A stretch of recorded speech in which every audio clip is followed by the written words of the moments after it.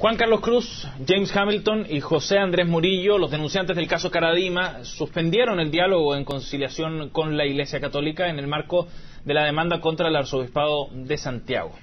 Los tres esperan que la institución eclesiástica pida perdón, reconozca su responsabilidad y además los indemnice por los daños causados. Queremos conversar más al respecto. Para eso nos acompaña en Mañana en Directo James Hamilton. ¿Qué tal, James? Buenos días. Bienvenido. Hola, buenos días, Paola, gracias.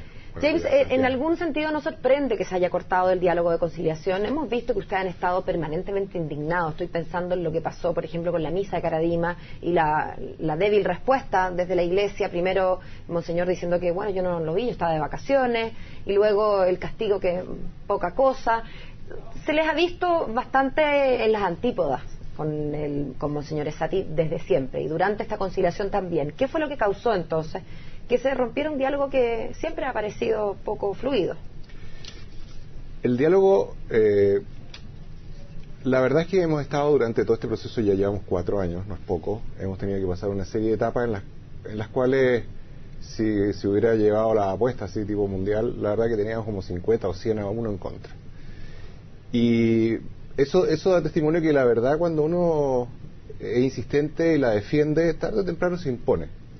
Pero en Chile el sistema legal, ¿no es cierto?, todos los involucrados y responsables en esto tienen diferentes instancias para ser de alguna manera puestos a la luz. La primera instancia era, ¿no es cierto?, demostrar a Caradima como abusador de toda índole, como una persona enferma, un pervertido.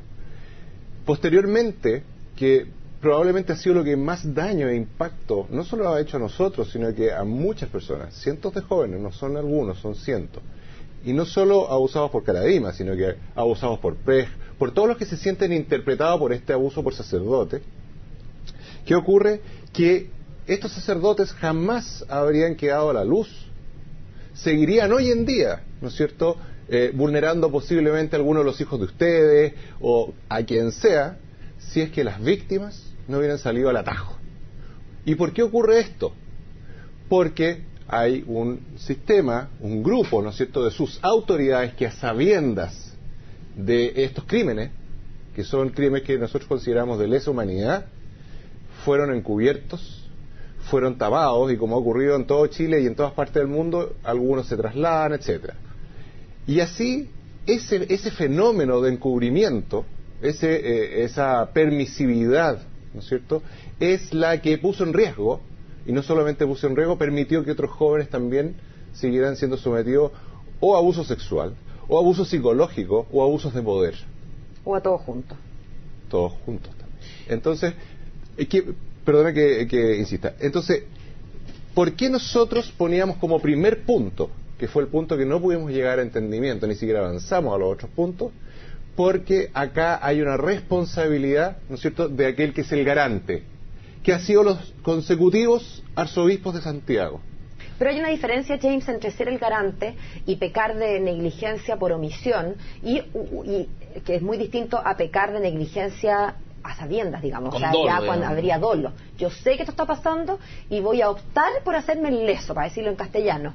¿Cuál de las dos hipótesis? Yo entiendo que ustedes son, después de haberlos escuchado y leído profusamente durante estos años, yo entiendo que ustedes son de la segunda tesis, de que acá había gente que sabía, y sabiendo decidió mirar para otro lado, incluso decidió ocultar información, dilatar procesos. Bueno, mire, Paula, hoy en día uno puede entender que hay una persona enferma, perversa por diferentes motivos.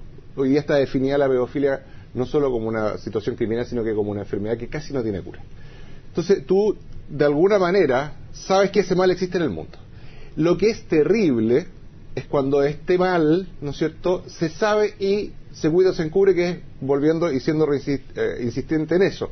¿Qué ocurre? Que hay un proceso en el cual, para que estos sacerdotes salieran a la luz, hubo que iniciar procesos canónicos.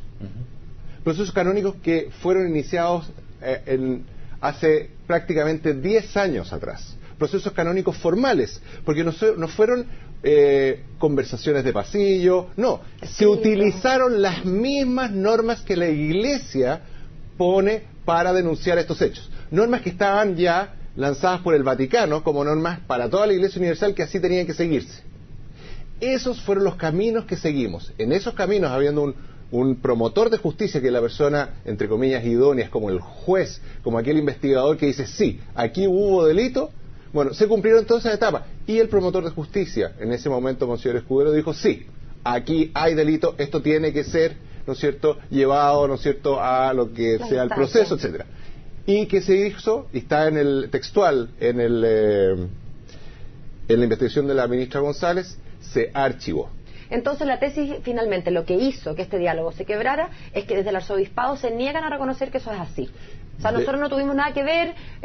Porque ustedes hablan de un lavado de imagen, finalmente. Sí, porque todos estos elementos que están ya, que son elementos del juicio penal que ya está demostrado, está zanjado, es un juicio que ya tiene un dictamen culpable, está también zanjado eso. Entonces, querer de alguna manera, que fue lo que nos pasó, entrar a conversar sobre las circunstancias que habrían hecho, por ejemplo, que en realidad no archivamos esto, lo dejamos, ¿no es cierto?, en el refrigerador para ver si aparecían más víctimas. La verdad que cuando tú esperas que aparezcan más muertos por una epidemia, ¿no es cierto?, lo único que estás haciendo es favoreciendo, no toman las medidas.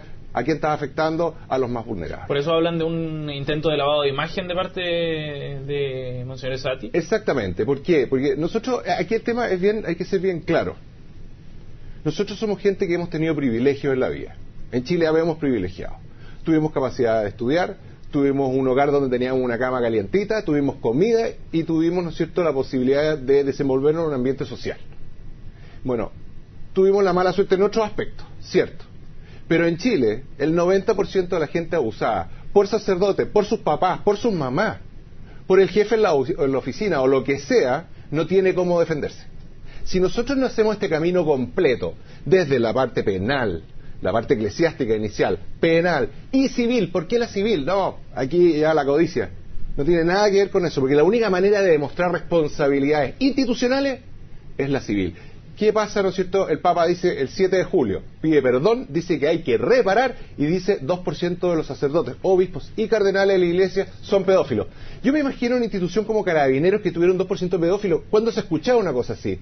Entonces estamos hablando de una institución que tiene en el fondo un mar de pedófilos dando vueltas. Entonces es una locura. Esto, como yo insisto, esto es como una enfermedad. Cuando tú tienes una epidemia que tiene en todas partes del mundo, ¿no es cierto?, víctimas, eso se llama pandemia. Y acá, ¿no es cierto?, como decíamos, el germen, el transmisor de esta pandemia, queda claro que es la institución de la Iglesia Católica. Entonces, si es que el Papa lo que dice lo lleva a efecto y hace y toma, ¿no es cierto?, lo que se llama el sartén por el mango, bueno, quizás otro gallo cantaría. O sea, ¿ustedes esperan que con estas acciones civiles, si es que se concretan y llegan a buen puerto para la perspectiva de ustedes, se marque un punto histórico, en definitiva? Porque sería, sin duda, un punto de inflexión para la absolutamente Iglesia Católica y cómo maneja necesario. el tema. Absolutamente necesario. Tenemos que definir las responsabilidades. Las compensaciones se podrán ir a beneficencia, a pagar psiquiatras. Además que, ojo, que esto no solamente son las víctimas, está todo el entorno familiar, los hijos, toda la gente involucrada, afectada. Entonces no se puede hacer vista gorda. Y si el Papa dice, ¿no es cierto?, todo lo que ya ha dicho, y aquí en Chile vemos que hay una especie de cortocircuito completo, la verdad que no se entiende. La Iglesia Católica está desvinculada entonces de lo que está pasando en el Vaticano, y en concreto con lo que está pasando con Francisco. Yo pienso, fíjate que sí. Porque no se explica de otra manera. Yo no puedo pensar que el Papa Francisco esté diciendo esto porque sencillamente es un tema de marketing. Yo creo que realmente lo piensa y yo creo que va a tomar las acciones. Pero él se condice completamente con lo que está ocurriendo aquí.